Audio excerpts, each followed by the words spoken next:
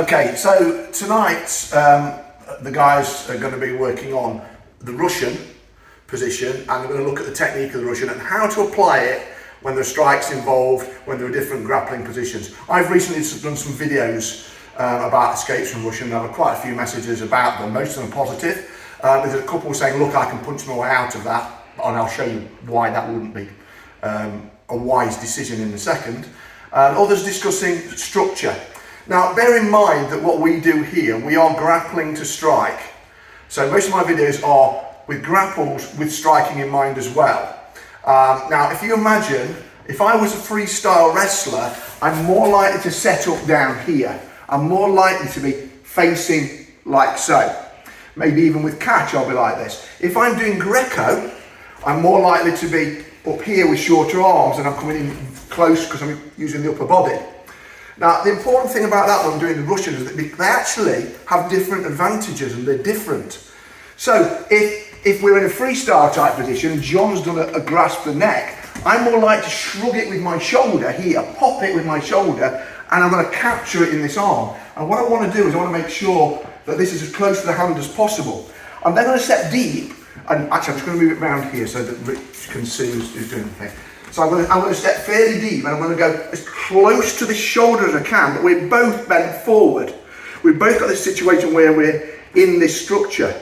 So my shoulder into him and pulling across here, and my head control allows me to be able to spread and circle, so he can put his hand to the mat, like so, maybe for takedowns, or of course drive this way with this constant head position. However, if the same thing happens with more of a striker or more upright like a Greco person, I still pop the shoulder, I'm still doing the same thing, but when I get close here, you'll see that me getting over the shoulder is more difficult. So it's more likely what I'll do is I will punch into his chest and get behind the shoulder, and I'll puff my chest up. This allows me, grabs here, it allows me to take this position, which then can allow me to put the shoulder in, but it allows me to control the cross. Of course, being here as well is an easy access for me to get this arm out and get around here to transition to the back. Whereas if I'm in the freestyle position, here, even with this, me getting around the back is a much harder job. So they're different. Now, punching out of these things. If I'm in the upright position and I've got it close to the chest, remember I'm behind the shoulder, I'm here, and I'm putting pressure on. So if he tries to punch me, it's very difficult. And it means I can move out, I can drag him around, I can strike him. So bear that in mind. Headbutting is another issue. I'm here, you think John could headbutt me, but he can't. I've got too much behind his shoulder to do so. And even in the bent over position, here, or freestyle position, you can headbutt me, but my head's going to be in a prime place to do the headbutting. So bear that in mind. Now tonight, guys, we're going to put strikes in. We're going to try the takeoff, so immediately it's on, we're going to go for the takeoff, we're going to go to where we think are comfortable, which positions we think are comfortable, and we're going to maneuver and think about how we can strike. I urge everybody to not to dismiss this position. People in Wing Chun, I like a lot of messages from Wing Chun people. They'll do things like, they'll say, well, you'll never put me in it in Wing Chun. Well, every time I do a cheese out, I can put you in it in Wing Chun. People are not that easy, not that good at grappling in Wing Chun. People will put a hand there. If I put my hand there to John, what's he going to do?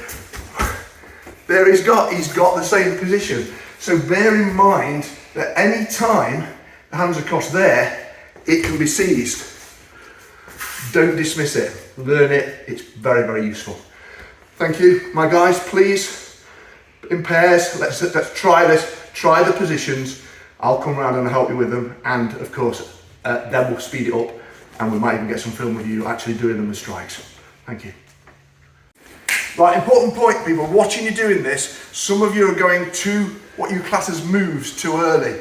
So some of you, what you're doing here, you can do there so you can see, is that going to here, you sort of put your hand across, going to there, then going, oh look, I can go for this move. It's never going to happen. It's too soon.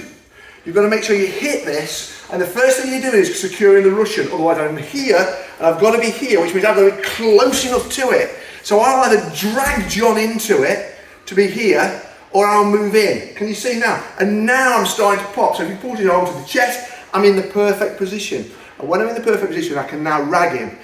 If you're going and doing this and then going to here, you can turn straight away and smack me in the face. It's too easy. If I go to here and try to smack me in the face, very difficult. It's getting really difficult for him. And even if he looks like he's going to, I can pop it off and go behind. So please make sure, once we're there, we're going to shrug and we're going to pop it into the hand here, and we're going to close that distance to there straight away. If he's upright, I use my chest. If he's bent over a little bit further, I use my head control. But can you see the difference? I'm already here. I'm not here. All right, so try. Take off, Russian, then use, not take off and try and use the Russian before you put it on. Cheers.